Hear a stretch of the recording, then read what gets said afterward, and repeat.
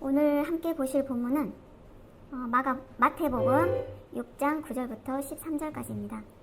마태복음 6장 9절부터 13절까지.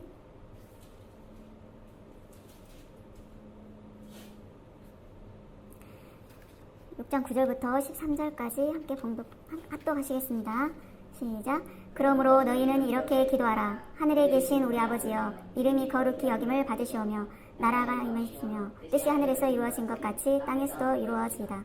오늘 우리에게 일용할 양식을 주시옵고 우리가 우리에게 죄 지은 자를 사하여 준 것 같이 우리 죄를 사하여 주시옵고 우리를 시험에 들게 하지 마옵시고 다만 악에서 구하옵소서. 나라와 권세와 영광이 아버지께 영원히 있사옵나이다. 아멘. 제목을 주기도문으로 기록을 했는데요. 소제목을 기도는 생명으로 제가 한번 잡아봤습니다. 주기도문의 배경을 보면 주기도문은 예수님께서 가르쳐 주신 기도고 또 예수님 설교의 핵심 메시지입니다. 단순하게 주문처럼 암송하는 것이 아님을 기억하시고 그 배경과 구조를 한번 살펴보겠습니다. 주기도문을 가르쳐 주신 이유는 누가복음 11장 1절에서 제자 중 하나가 예수님께 주여, 요한이 자기 제자들에게 가르친 것과 같이 우리에게도 가르쳐 주시옵소서라고 말합니다. 제자들은 유대인으로서 이미 기도에 대해서 잘 알고 있었습니다. 기도를 어떻게 할 줄 몰라서 예수님에게 가르쳐 달라고 한 것이 아닙니다. 당시 유대인들은 카디시라는 기도문, 유대 회당에서 설교 끝에 다 같이 낭송한 짧은 기도문이 있는데 그 카디시라는 기도문과 세몬의 에스레라는 18번의 축복 기도문은 하루 3번 낭독하는 일반적인 기도문입니다. 그리고 시편 기도문들을 항상 낭독하였습니다. 카디시 기도문 내용을 한번 제가 읽어보겠습니다. 그분이 이름이 높여지고 거룩히 여겨지이다. 그분이 그분의 뜻에 따라 지으신 세상 안에서 그분이 자신의 나라 다스리심이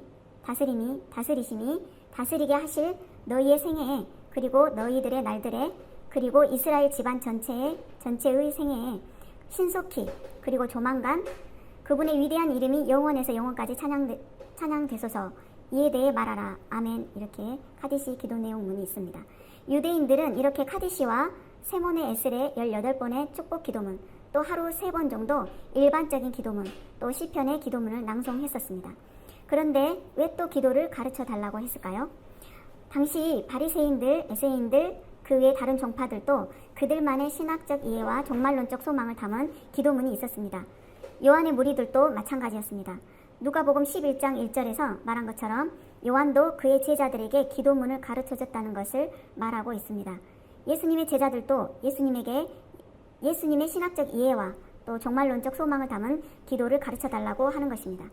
예수님의 제자들은 예수님만의 신학적 이해와 소망을 담은 기도문을 원했습니다. 제자들이 예수님께 기도를 가르쳐달라고 한 중요한 의미는 나는 당신의 무리에 속한 자입니다. 이제 당신을 따르겠습니다. 이제 나는 당신과 함께하는 자입니다.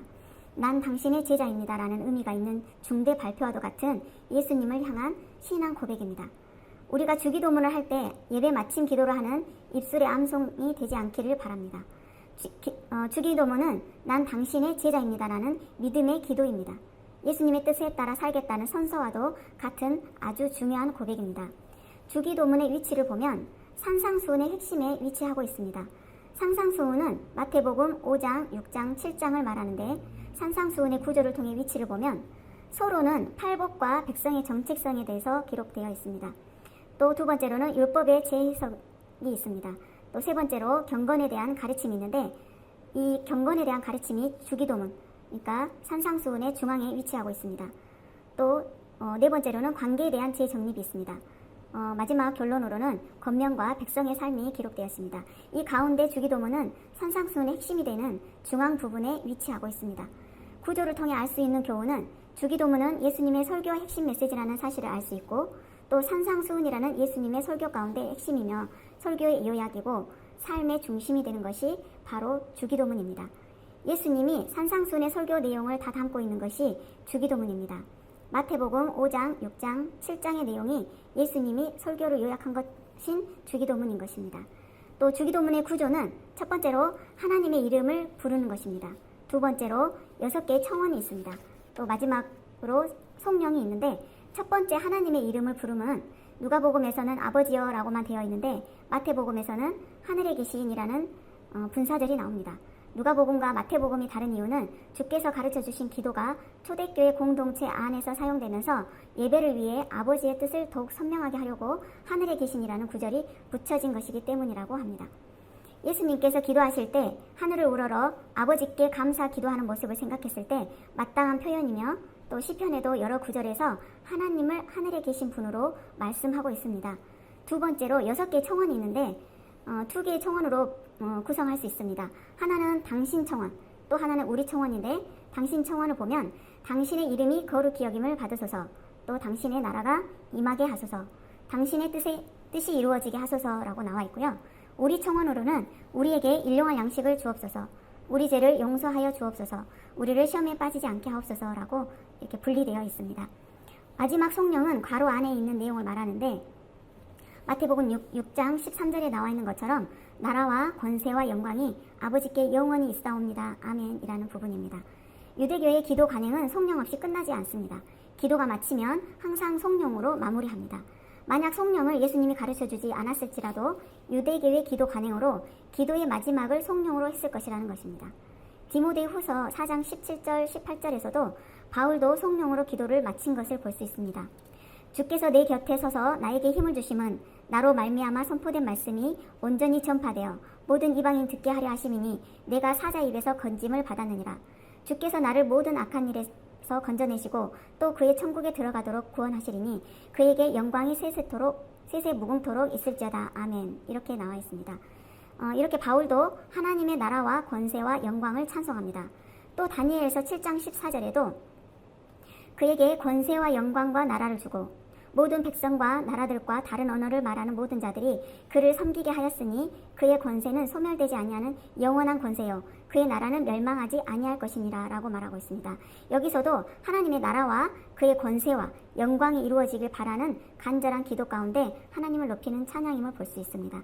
주기도문은 예수님이 가르쳐 주신 기도이고 또 예수님 설교의 핵심 메시지입니다.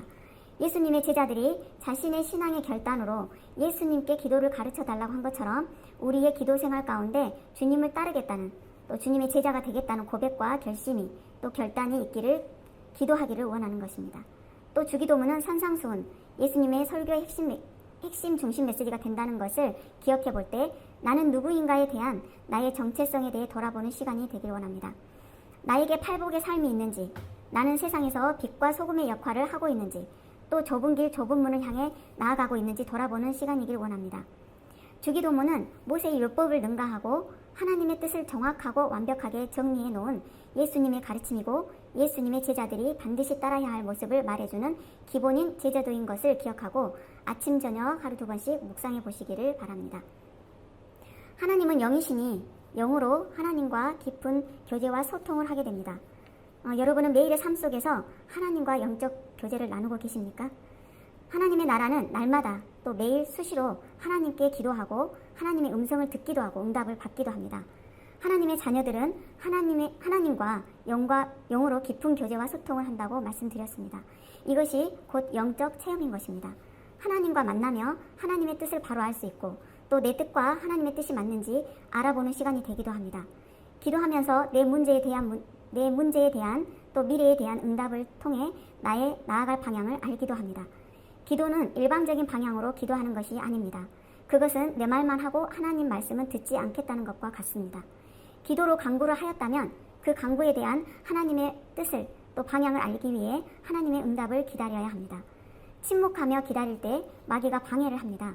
그럴 때 하나님께 집중하려고 더 노력하고 다른 생각으로 흩어지는 자신의 마음과 생각을 계속 반복해서 하나님께 집중하려고 해야 합니다.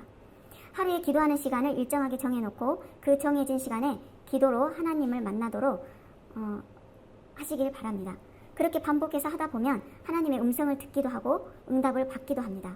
또 지혜를 주시기도 합니다. 하나님께서 하나님의 자녀들을 고아와 같이 내버려 두시지 않으신다고 하셨습니다. 하나님의 자녀들 안에 내주에 있는 성령께서 우리를 위해 탄식하며 간구하십니다. 오늘 이 시간 우리가 함께 나눈 주기도문은 우리들의 부족한 기도를 빈틈없이 채우는 기도입니다. 매일의 삶 속에서 나의 신앙을 사도신경으로 고백하고 하나님의 자녀임을 인식하고 자녀로서 합당한 삶을 살아가도록 인도하시는 성령님과의 소통으로 성화되어져가며 주님께서 가르쳐 주신 주기도문으로 하나님께 바르게 기도하는 삶을 살아가길 소망합니다. 지금 이 시간은 제가 잠깐 시간을 통해서 저의 간증을 간단하게 하겠습니다. 저는 좀 일반적이지 않은데요. 어렸을 때 초등학교 한 저학년 때 우연히 엄마가 과거에 보셨던 그 성경책을 발견했습니다. 근데 그 성경책을 보는 순간 왜 그랬는지 모르겠지만 그 성경책을 제가 가지고 있는 물건 중에 가장 소중한 물건으로 보물 1호로 이렇게 마음에 정했습니다. 그래서 그 성경책을 곧바로 보진 않았어요. 보진 않고 보기 시작한 것은 중학교 1학년 때부터 보기 시작했습니다. 중학교 1학년 때 제가 왜 보게 됐냐면 누가 가르쳐 준 것도 아닌데 제 마음속에서 너는 이제 아침에 항상 제가 일찍 갔기 때문에 7시에 학교를 도착하면 저 혼자밖에 없었어요. 그래서 그때 주번들이 하는 청소를 제가 대략 해놓고 쉬는 시간이 많이 있었습니다. 그때 하나님께서 제 마음속에 너는 이제 앞으로 하루에 한 장씩 성경을 읽고 간단하게 한두 마디라도 기도를 해라, 그 마음을 저에게 주셨어요. 그래서 그 말씀에 그냥 곧바로 순종을 했을 뿐입니다. 그래서 그때부터 하루에 한 장 성경 읽기가 시작됐고 기도도 누가 가르쳐주지 않고 그 읽은 성경 내용을 통해서 오늘 뭔가 알아졌으면 그 아는 것을 가지고 하나님께 기도를 시작했습니다. 이것이 저에게는 주 예수를 믿으라, 그리하면 너와 네 집이 구원을 받으리라 라는 그 말씀으로 저에게 와 닿았습니다. 그리고 신구약을 하루에 한 장씩 읽었기 때문에 1년에 일독을 하지 못했어요. 그래서 몇 년에 걸쳐서 신구약을 다 읽게 됐습니다. 구약부터 읽기 시작했습니다. 책을 볼 때 맨 앞장부터 봐왔기 때문에 그 습관으로 성경을 창세기부터 읽기 시작했어요. 근데 그 성경을 읽으면서 그때는 개역 한글이었겠죠. 개역 한글을 읽었는데 그렇게 어렵다 생각 안 하고 그냥 쭉 읽었습니다. 그래서 대략적인 내용은 어느 정도 숙지를 했습니다. 근데 창세기를 읽으면서 하나님께서 선악과를 따먹지 말라는 그 말씀을 아담과 하와가 어기고 선악과를 따먹었을 때 죄가 세상에 들어왔다고 표현되어 있었습니다. 그리고 그걸로 인해서 너희가 사망한다는 말씀도 있었습니다. 그래서 그게 저한테는 굉장히 크게 느껴졌습니다. 제 일처럼 느껴졌고, 그래서 그러면 이 죄의 문제, 내가 죽을 수밖에 없고 사망에 이를 수밖에 없는 이 문제를 나는 어떻게 해결해야 되지? 생각을 하면서 이 책을 성경을 그냥 읽었어요. 막연하게 답이 나올지 안 나올지 그것도 생각지도 않고 그냥 읽었습니다. 근데 구약을 읽으니까 이스라엘 역사 부분밖에 안 나오는 거예요. 그래서 이게 이 죄의 문제가 해결이 안 되네. 그리고 또 다시 그냥 신약을 이어서 읽었습니다. 신약을 읽다 보니까 예수님이 십자가에 못 박혀 죽으시면서 우리 죄의 문제를 해결해 줬다는 부분을 읽게 되면서 이제 됐다. 나의 이 죄의 문제는 예수님의 그 단번에 죽으심으로 해결받았구나. 그 순간 저 너무 기뻤어요. 그래서 그 뒤로도 계속 성경을 읽기 시작했습니다. 이거를 멈추지 않고 그 신앙이 지금까지 유지되어 왔었습니다. 웬만하면은 제가 성경을 안 읽고 넘어가는 날은 그닥 많지 않았어요. 오히려 더 읽으려고 했지 더 줄어드는 그런 일은 없었습니다. 근데 이제 교회는 바로 가진 않았어요. 왜 그랬는지 모르겠지만. 근데 이제 중학교 또 3학년 정도 됐을 때 동네에 개척교회가 생겨서 그 개척교회를 친구가 가자 해서 가기 시작했습니다. 제가 성경을 읽을 때 어렵다고 생각하지 않고 읽었기 때문에 제가 지금도 우리 여기서 이야기할 때도 어렵지 않다라고 이야기합니다. 그래서 먼저 선입견이 성경이 어렵다라고 선입견이 잡혀버리면 쉬운 글도 어렵게 느껴질 수도 있을 것 같아요. 그래서 저는 그냥 다 쉽다고 이야기합니다. 다 이해할 수 있고 초등학생도 이해할 수 있다 생각하고 읽어보라고 합니다. 어디든 상관없다. 창세기부터 읽든 마태복음부터 읽든 상관없다고. 아무튼 빼먹지 말고 66권을 골고루 다 읽어라라고 이야기합니다. 그렇게 제가 읽었을 때 쉽게 받아들여졌고 또 깨달아진 부분들도 분명히 있었기 때문에 그걸 반복적으로 읽을 때 제가 첫 번째 읽었을 때 몰랐던 부분을 두 번째 읽었을 때 깨달았을 때도 있었어요. 세 번째 읽었을 때 또 새로운 부분을 깨닫고 네 번째 읽었을 때 또 다른 새로운 부분을 깨닫고 그렇게 횟수가 반복이 되면서 성경이 알아지는 그 깊이나 하나님의 속성 같은 것을 더 많이 알게 됐다고 생각이 듭니다. 그래서 제가 이 성경을 그냥 제 마음에 주시는 그 마음 그대로 순종하면서 예수님을 나의 구주로 영접하게 됐습니다. 이것이 사람이 마음으로 믿어 의에 이르고 입으로 시인하여 구원에 이른다고 하시는 그 로마서 말씀을 이뤘다고 봅니다. 또 다른 이로서는 구원을 얻을 수 없나니 천하 인간의 구원을 얻을 만한 다른 이름을 우리에게 주신 일이 없음이니라 하였더라. 이 사도행전 말씀 또한 이 성경 66권에서는 계속 예수님을 증거하고 있기 때문에 그 예수님 이름 위에는 구원받을 만한 이름이 없는 것도 알고 있었습니다. 또 제가 그렇게 매일 그 말씀을 묵상하고 기도하고 또 기도에도 어떤 형식이 없이 그냥 제가 하고 싶은 대로 말하고 싶은 대로 말했습니다. 그리고 뭐 친구들 간에 어떤 다툼이 있었다거나 그러면 안 좋은 감정도 있겠잖아요. 그러면 그 감정도 그냥 하나님한테 그대로 이야기했습니다. 하나님, 저 이렇게 이 친구 때문에 너무 힘들고 괴롭다, 힘들다. 그렇게 이야기하면서 기도를 하다 보면 또 저의 잘못이 느껴지는 거예요. 기도를 하다 보면. 그러면 또 그때 하나님, 제가 이 부분 잘못했습니다 하고 자연스럽게 회개가 되고, 그러면 이 친구와 관계를 회복하려면 어떻게 해야 됩니까? 이렇게 하다 보면 또 이렇게 잘 해결할 수 있도록 지혜도 주시는 것 같아요.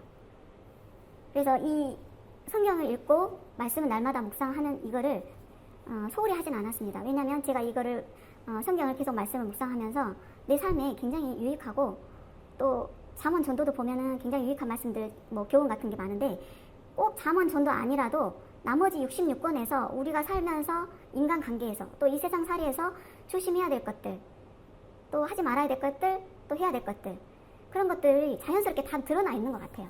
그래서 이 성경 66권만 어느 정도 내가 알고 있다면 이 세상 살아가는데 어려움도 잘 극복할 수 있을 거라고 봅니다. 꼭 잠언, 전도 이런 말씀들 이외에도 거기에는 더 많은 지혜가 담아져 있긴 합니다. 그런데 그거 아니라도 66권의 이스라엘 백성들의 삶 속에서 하나님이 개입하셔서 계속 이야기를 하고 계시기 때문에 그 하나님의 속성을 알고 우리가 하나님 뜻대로 살면은 이 세상 사는 것도 그리 힘들지 않을 거라고 봅니다. 그런데 우리가 이제 살면서 많은 어려움들을 겪죠. 근데 그 어려움들은 어쩔 수 없습니다. 성경에도 세상 공중권세 잡은 이 세상, 그러니까 이 마귀들이 활발하게 활동하고 있는 어떻게 보면 이 세상은 지금 마귀의 공간이에요. 그 공간을 살아가고 있기 때문에 어려움을 겪을 수밖에 없습니다. 어려움이 피해가지도 않아요. 그 악한 영향력 아래에 있기 때문에 우리는 어려움을 겪고 슬픈 일도 겪고 고통도 겪고 그렇습니다. 그렇지만 구약에도 하나님께서 이스라엘 백성들에게 늘 하나님을 바라보게 늘 이야기를 하셨어요. 나만 바라봐라, 나를 바라보면 구원이 있는 것도 계속 이야기하셨습니다. 그런 것처럼 우리가 오늘 이 시대를 살아가는 우리도 삶이 힘들고 어렵지만 성경 말씀을 기준으로 하나님께 계속 기도하고 하나님을 의지하면 이 세상도 그리 힘들지 않게 우리가 이겨낼 수 있도록 힘 주십니다. 또 강하고 담대함도 주십니다. 우리가 약하기 때문에, 연약하기 때문에 어떤 어려움이 당하면 우선 덜컥 겁이 나는 건 사실이에요. 하지만 하나님께서는 우리에게 무리한 걸 요구하시지 않으시거든요. 내가 감당할 수 있는 만큼 감당할 수 있다고 이야기하시잖아요. 성경 말씀에도. 그런 것처럼 각자가 이겨낼 수 있을 만큼의 그 어려움밖에 없습니다. 그래서 하나님을 날마다 의지하시고 말씀 묵상하고 기도하시고 행하시면 좋겠습니다. 그리고 말씀 보고 기도하는 것에 머무르지 않고 하나님은 영이시기 때문에 영으로 교제를 해야 됩니다. 그러려면 저 또한 하나님을 만나기 위해서 집중하고 기도를 해야 됩니다. 그렇게 기도 생활을 하면은 하나님께서 직접 역사하세요. 저는 그런 체험들을 했습니다. 예를 들어서 저희 남편이 한참 친구들 좋아가지고 친구들하고 놀 때였어요. 그때 밤에 늦게 들어오니까 제가 그 시간이 너무 아까웠던 거예요. 그래서 예배를 드려야 되겠다 그렇게 생각했는데, 그럼 예배를 어떻게 드리지? 생각해보니까 교회에서 예배 드리는 순서 그대로 예배를 드렸습니다. 혼자 사도신경하고 혼자 기도하고 혼자 찬양하고 말씀 묵상하고 또 기도하고 그 말씀을 토대로 기도하고 또 찬양하고 주기도문으로 마치고 또 개인 기도하고 싶은 거 있으면 하고 그렇게 마쳤습니다. 그 날이 하루 이틀 이렇게 쌓이니까 어느 날은 사탄이 말씀으로 저를 시험을 했어요. 그때 또 저는 성경을 외웠던 게 아니기 때문에 지금도 잘 외우지 못하지만 외운 게 아닌데도 사탄이 말씀으로 저를 시험했을 때 거기에 합당한 말씀으로 제가 또 맞대응을 해서 사단을 물리쳐서 이기게 또 해주시더라고요. 하나님께서. 그거는 제 능력, 제가 뭐 똑똑해가지고 그런 게 아니라 그 사단이 역사하실 때 그때 하나님께서 저에게 그 합당한 말씀을 정말 제 마음에 입술에 주셨어요. 그래서 제가 그 말씀을 함으로 인해서 사단이 떠나는 걸 또 체험을 했습니다. 그리고 가위도 눌렸었는데 가위를 눌릴 때 움직일 수가 없기 때문에 제가 그때 말씀을 한참 심취해서 보고 또 예배를 날마다 드릴 때 그때 가위가 눌렸어요. 그때도 가위가 눌리니까 이것을 벗어나기 위해서 몸부림쳤는데 사도신경, 주기도문 해도 안 물러납니다. 그리고 어떤 분의 간증을 들어보니까 그 믿지 않는 마음으로 사도신경하고 간증을 했을 때 마귀가 나도 그거 알아 했다라는 그 이야기도 있었습니다. 그래서 제가 그때 깨달았던 것은 사도신경 주기도문을 하더라도 이 사람이 정말 예수님을 믿는 사람인지 아닌지에 따라서 그 영향도 틀립니다. 사단한테 미치는 그 영향도. 근데 저는 그때 당시 그것도 몰랐기 때문에 그냥 저만의 신앙 고백을 했어요. 나는 하나님의 자녀다. 나는 내 몸에 예수의 피가 흐르고 있다. 그거를 계속 사단이 물러갈 때까지 목소리가 안 나오지만 마음속으로 계속 외쳤습니다. 그랬더니 사단이 저를 한번 이렇게 쓱 쳐다보고 사라졌습니다. 그런 것들이 또 몇 번 경험을 했어요. 그래서 그때 깨달은 게 하나님의 자녀는 마귀도 함부로 못 건드리는구나. 그때 자신감 얻었어요. 하나님의 자녀로서. 그래서 어떤 것을 행할 때 좀 더 두려움이 없이 좀 담대하게 할 수 있는 그런 용기가 생겼던 계기가 되기도 했습니다. 그리고 또 다른 사례를 말하면 제가 큰 아들을 낳고 남편이 직장을 그만뒀기 때문에 돈을 안 벌어왔어요. 생활비가 없었어요. 그러니까 아이 분유값이 없는 거예요. 근데 저도 이제 애 키우느라고 일을 안 했죠. 시부모님은 어르신들이 돈을 벌어서 뭐 얼마나 버셨겠어요. 그러니까 아이 분유값을 대줄 돈이 없었어요. 그래서 제가 제 친구한테 빌려달라고 했더니 안 빌려줬어요. 그날 밤에 제가 엉엉 울면서 잤습니다. 너무 슬퍼가지고 그렇게 울다가 잠이 들었는데 새벽 6시에 그 친구가 다시 전화를 해서 단번에 그렇게 이야기했습니다.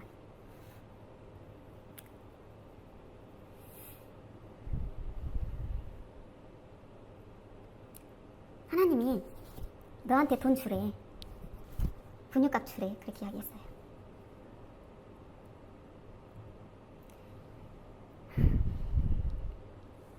그래서 제가 진짜 하나님께 찬양과 영광 올려드렸습니다. 울면서. 너무 감사해가지고.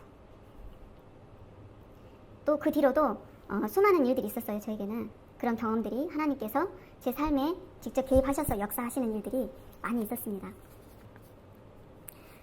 또 몇 가지 말씀드리면 이건 좀 웃긴 이야기인데요. 제가 이제 치과에서 근무를 하잖아요.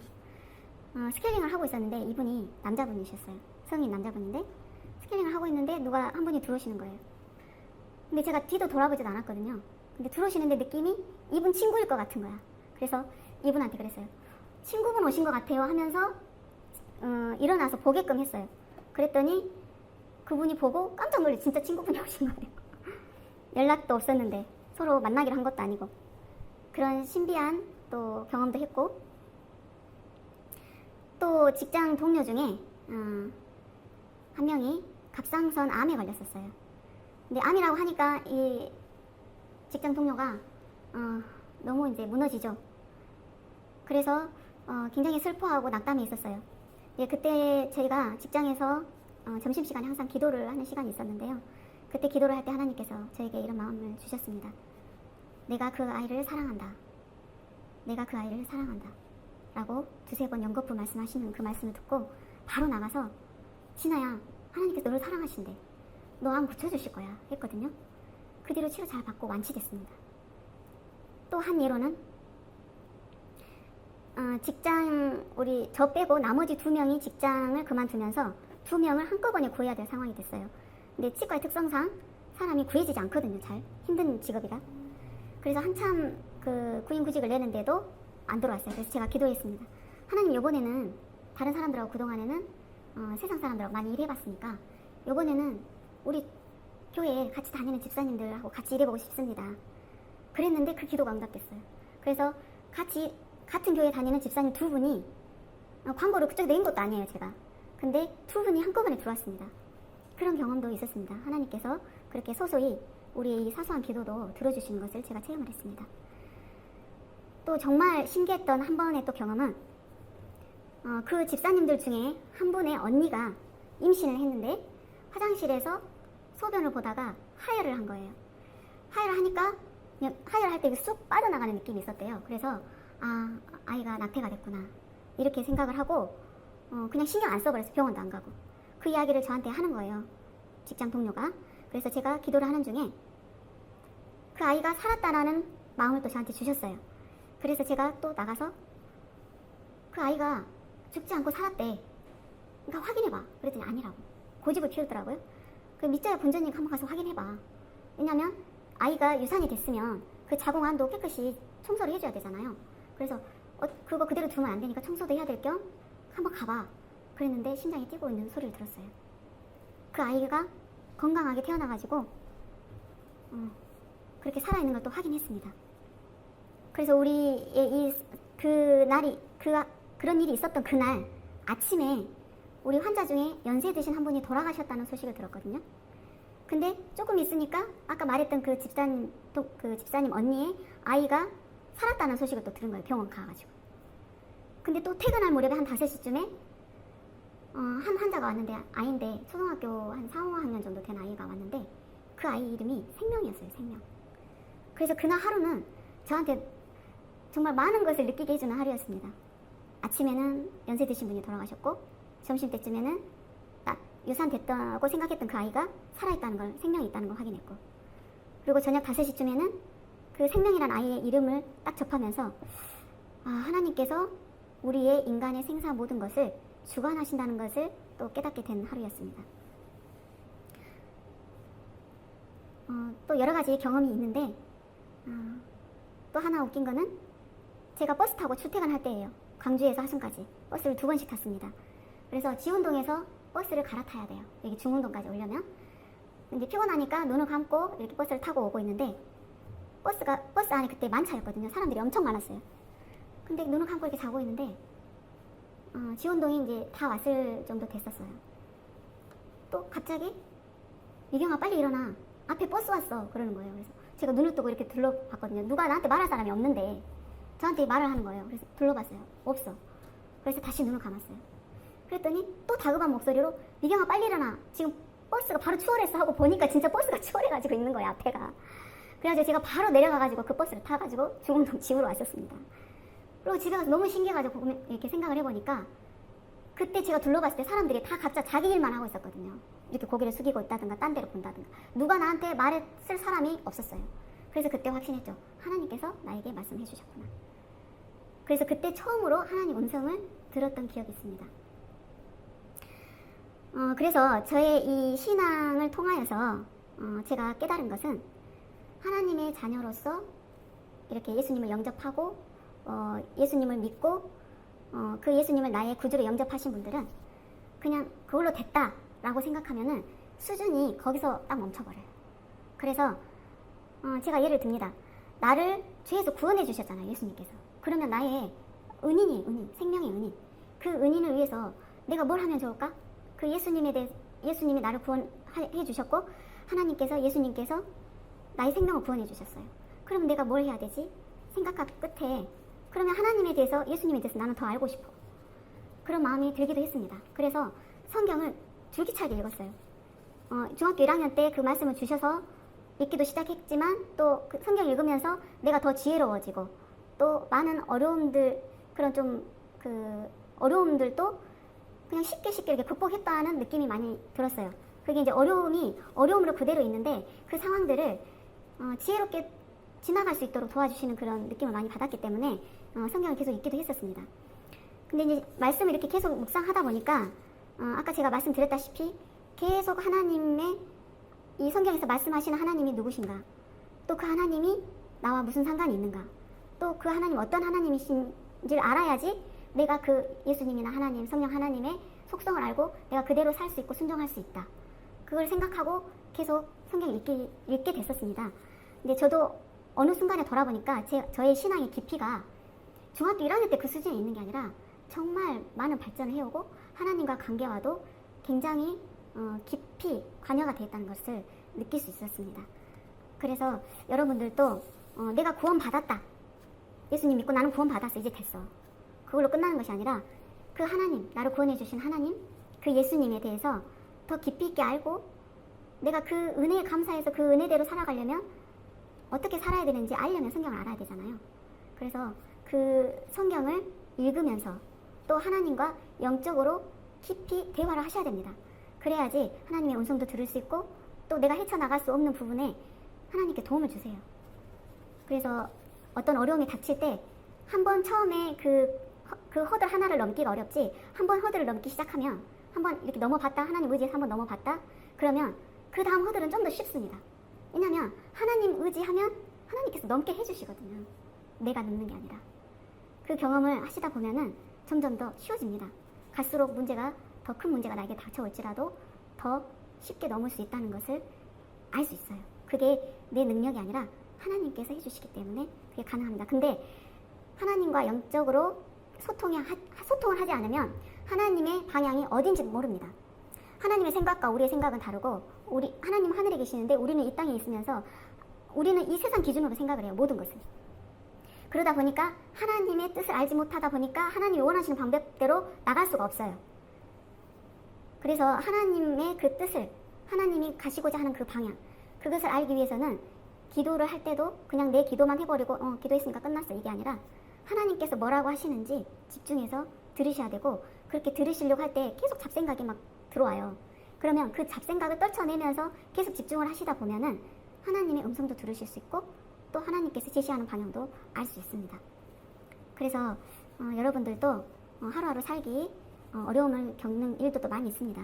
그럴 때 그 상황 닥칠 때는 힘들어요. 힘들지만 하나님 의지하시면, 또 하나님께 기도하면서 하나님께 뭐라고 하시는지 그 음성에 집중하시면 나한테 닥쳐오는 나한테 있어지는 일들, 내 눈에 보이진 않지만 그 문제들을 하나님께서 응답하시면 곧바로 마음이 평안해지거든요. 그래서 그 뒤로 그 기도가 되지도 않습니다. 왜냐하면 아직 이루어지지 않았어요. 지금 문제는 그대로 있는데 하나님께서 내가 너 문제 이렇게 해결해 줄 거야 라는 응답을 나한테 내가 받는 그 순간에 이미 하나님은 그렇게 하시기로 작정하셨기 때문에 아직 이루어지지 않았지만 내 마음엔 평안이 찾아옵니다.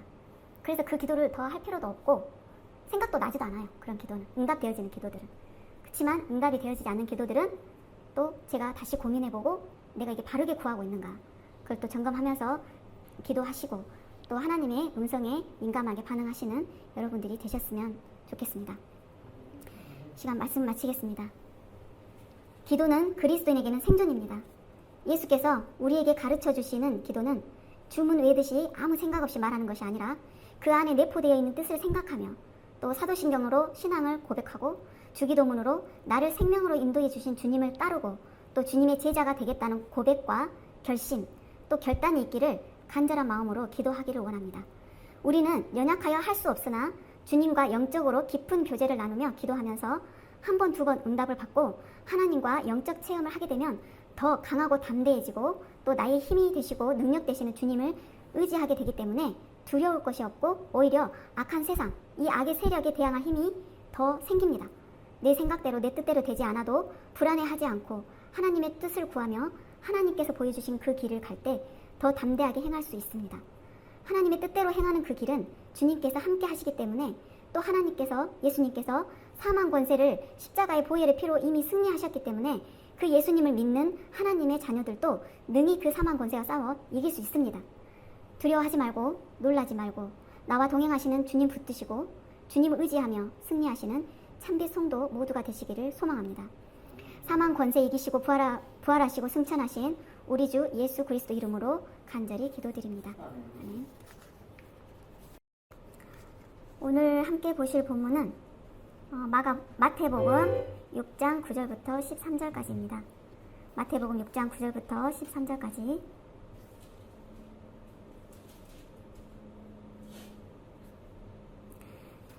(6장 9절부터 13절까지) 함께 합독하시겠습니다.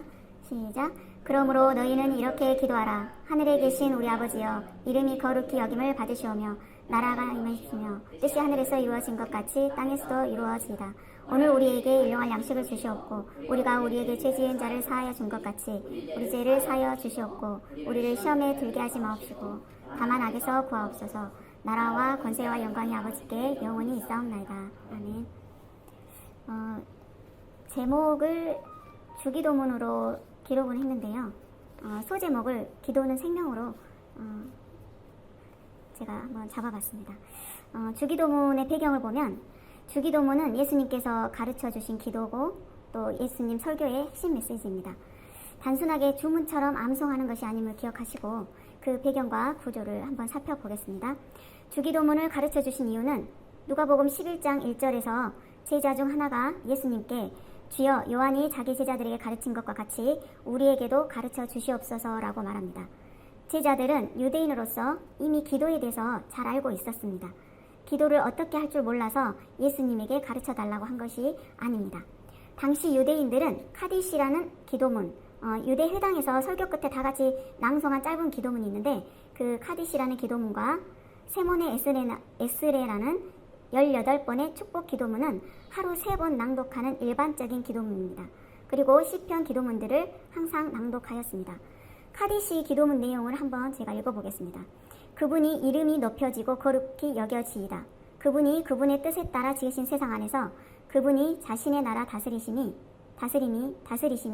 다스리게 하실 너희의 생애에 그리고 너희들의 날들에 그리고 이스라엘 집안 전체의 생애에 신속히 그리고 조만간 그분의 위대한 이름이 영원에서 영원까지 찬양되소서.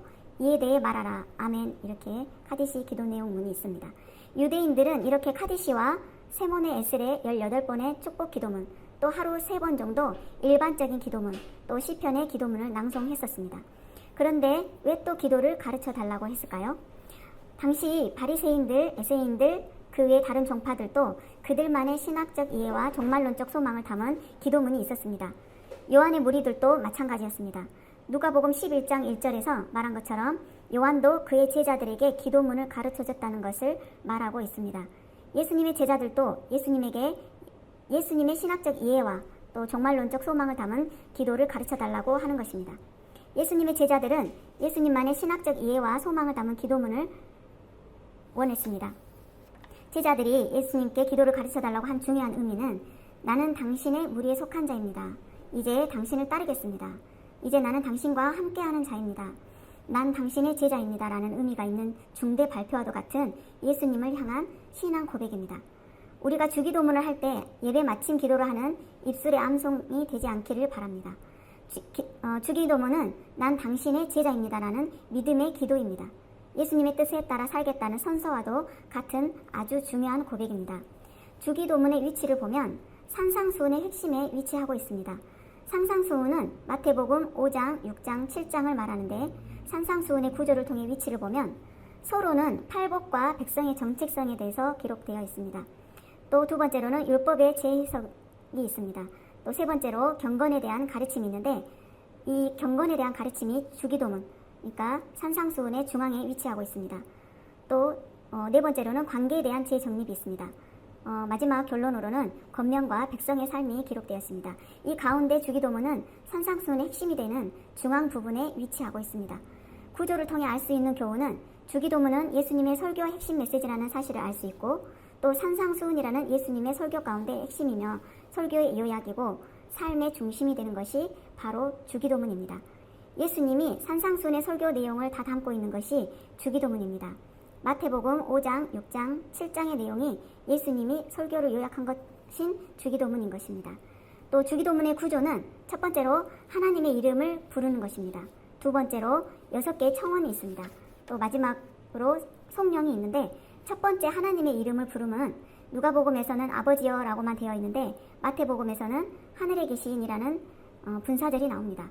누가복음과 마태복음이 다른 이유는 주께서 가르쳐주신 기도가 초대교회 공동체 안에서 사용되면서 예배를 위해 아버지의 뜻을 더욱 선명하게 하려고 하늘에 계신이라는 구절이 붙여진 것이기 때문이라고 합니다.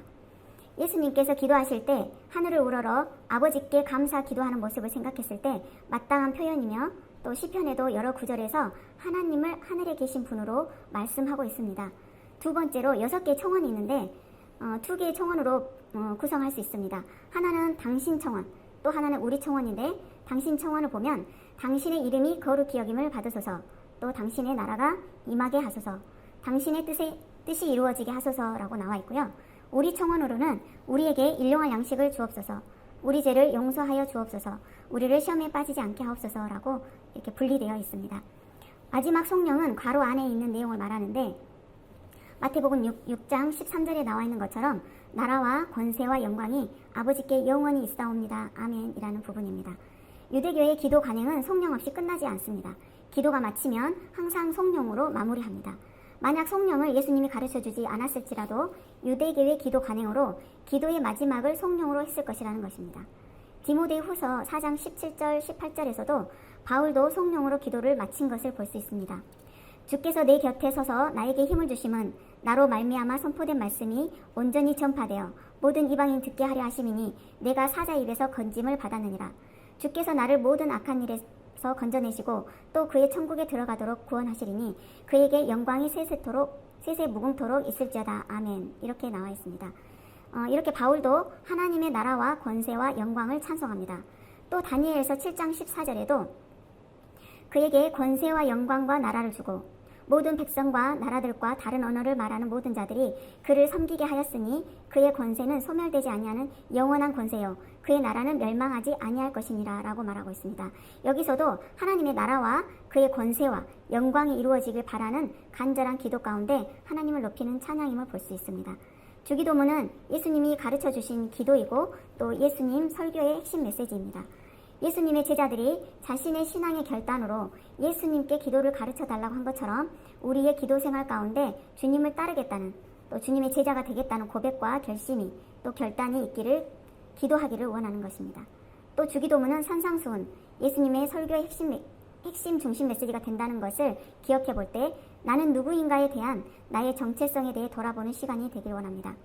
나에게 팔복의 삶이 있는지, 나는 세상에서 빛과 소금의 역할을 하고 있는지, 또 좁은 길 좁은 문을 향해 나아가고 있는지 돌아보는 시간이길 원합니다. 주기도문은 모세의 율법을 능가하고 하나님의 뜻을 정확하고 완벽하게 정리해 놓은 예수님의 가르침이고 예수님의 제자들이 반드시 따라야 할 모습을 말해주는 기본인 제자도인 것을 기억하고 아침 저녁 하루 2번씩 묵상해 보시기를 바랍니다. 하나님은 영이시니 영으로 하나님과 깊은 교제와 소통을 하게 됩니다. 여러분은 매일의 삶 속에서 하나님과 영적 교제를 나누고 계십니까? 하나님의 나라는 날마다 또 매일 수시로 하나님께 기도하고 하나님의 음성을 듣기도 하고 응답을 받기도 합니다. 하나님의 자녀들은 하나님과 영으로 깊은 교제와 소통을 한다고 말씀드렸습니다. 이것이 곧 영적 체험인 것입니다. 하나님과 만나며 하나님의 뜻을 바로 알 수 있고 또 내 뜻과 하나님의 뜻이 맞는지 알아보는 시간이 되기도 합니다. 기도하면서 내 문제에 대한 또 미래에 대한 응답을 통해 나의 나아갈 방향을